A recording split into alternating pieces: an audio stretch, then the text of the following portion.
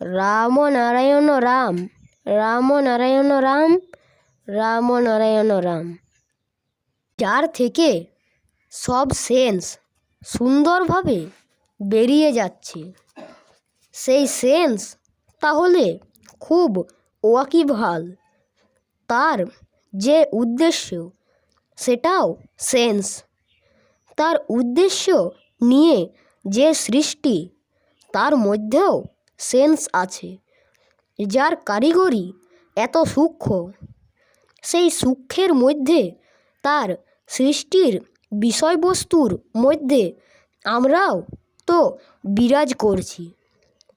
তাকে বুঝবার জন্য, তার সৃষ্ট বস্তুকে বুঝবার জন্য দর্শনেন্দ্রিয়, শ্রবণেন্দ্রিয়, স্বাদ গ্রহণের ক্ষমতা ইত্যাদি সব যন্ত্রের মতো দিয়ে দিয়েছে।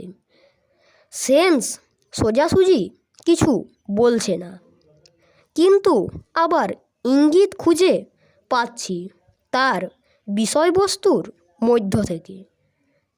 সে যে কত বড় বুঝদার, প্রতি ক্ষণে ক্ষণেই আমাদের বুঝিয়ে দিয়ে যাচ্ছে। শিশু ভূমিষ্ঠ হওয়ার কিছুদিনের মধ্যেই সে যেন বুঝে নেয় শক্ত খাদ্যবস্তু সামনে আছে, সুতরাং সেই প্রয়োজনে আপনা থেকেই দাঁতগুলো গজিয়ে উঠছে। মাথার জল, কপালের ঘাম চোখে পড়তে পারে, তার জন্য ভ্রু দিয়ে দিয়েছে।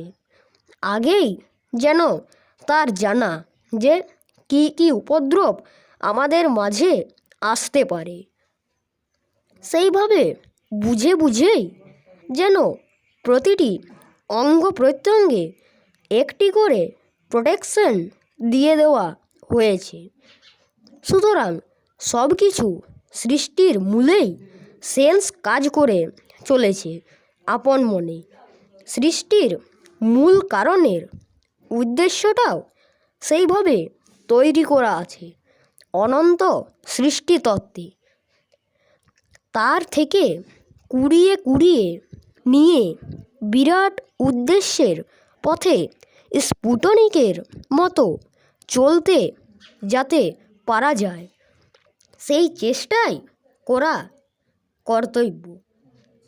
এটা তো আমরা সহজ গতিতেই বুঝে নিতে পারছি যে চন্দ্র, সূর্য, গ্রহ, নক্ষত্র, পৃথিবী সবাই ভাসছে।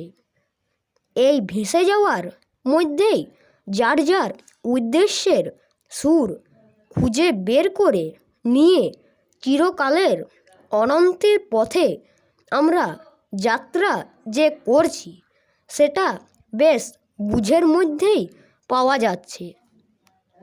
যার এই বিশাল সৃষ্টিতে অনন্ত কোটি ব্যবস্থার মধ্যে কোনো ত্রুটি নেই, আসল উদ্দেশ্য খুঁজে নেবার ব্যাপারেও কোনো ত্রুটি থাকতে পারে না।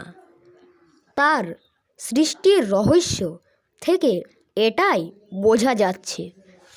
কিন্তু কত বড় দুঃখ, কত বড় বেদনাদায়ক ব্যাপার যে পূর্বপুরুষের ধারা ধরে ধরে পুরুষানুক্রমে আমরা আসছি এই পৃথিবীতে। একই দুঃখে, ব্যথায়, বেদনায় সংসার করে, হায় হুতাশ করে, ইন্দ্রিয়ের জ্বালা নিবারণের জন্য আপ্রাণ চেষ্টা করে চলে যাচ্ছি। তারা কেউই সফলতার কথা বলে যেতে পারেননি। প্রকৃতির অমোঘ নিয়মের মাঝে মৃত্যুই আমাদের কাছে সবচেয়ে বড় দৃষ্টান্ত। একে মৃত্যু না বলে বলা যেতে পারে পরিবর্তন। এই পরিবর্তনের দিকেই সবাই এগিয়ে চলেছে। মৃত্যুর পথে যে চলে যাচ্ছে সে চলেই যাচ্ছে, তাকে আর ফিরে পাওয়া যাচ্ছে না। সৃষ্টির মূল উদ্দেশ্যের পথে মূল সুরের সাথে এখনও সঠিক মিলন হচ্ছে না। তাই কি মৃত্যুর পরে কোনো ইঙ্গিত নেই? আমরা কি বুঝে নিতে পারবো না যে মৃত্যুর পরের ইঙ্গিতটা কোথায়? এখানে তো বেশিরভাগই আছে বা নেই, সেই দ্বন্দ্বেই দুলছে। এই আছে বা নেইয়ের দ্বন্দ্বের মাঝে আমরা থাকতে চাই না। আমরা প্রকৃতপক্ষে এখন যেভাবে আছি, চিরকালই এই আছির সুরে আছে বুঝে নিয়ে এগিয়ে যেতে চাইছি। মৃত্যু সম্পর্কে কেউ বলছে এখানেই শেষ, আবার কেউ বলছে মৃত্যুতেই শেষ নয়, তারপরেও আছে। প্রমাণবিহীন নানা গল্পকথায় গিয়ে কথাগুলো দাঁড়াচ্ছে, কিন্তু তলিয়ে দেখলে ভালোভাবে বুঝতে পারা যায় যে এর মাঝে অন্তর্নিহিত একটা সূক্ষ্ম উদ্দেশ্য আছে। সেই উদ্দেশ্যের খবরাখবরের সন্ধান আমরা এখনও পাইনি। সন্ধান পেলেও আমরা এগিয়ে যাবার প্রচেষ্টা করি না। কিন্তু আমি বলছি এর সন্ধান আছে। বেশ তলিয়ে দেখলে সুরই সেই সুরটা বলে দিচ্ছে। বেশ তলিয়ে দেখলে, বিশ্লেষণ করে দেখলে তার অ্যান্সার পাওয়া যাবেই। কেন জোর গলায় বলছি? আছে বলেই বলছি, বলতে পারছি। আছে বস্তুর মধ্যে আছের সুরটাই খুঁজে পাওয়া যাবে।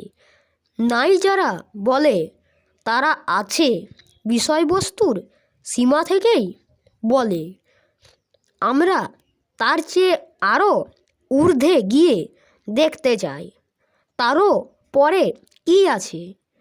সেই আছে আঙুল দিয়ে কেউ দেখাচ্ছে না, আবার আঙুল দিয়েই যেন অ্যারোর মতো বুঝিয়ে দিয়ে যাচ্ছে প্রতি বস্তুতে, আবার আঙুল দিয়েই যেন অ্যারোর মতো বুঝিয়ে দিয়ে যাচ্ছে প্রতি বস্তুতে সেই শিক্ষার বিষয়বস্তু আছে।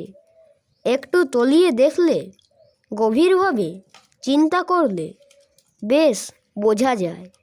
রাম নারায়ণ রাম, রাম নারায়ণ রাম, রাম নারায়ণ রাম।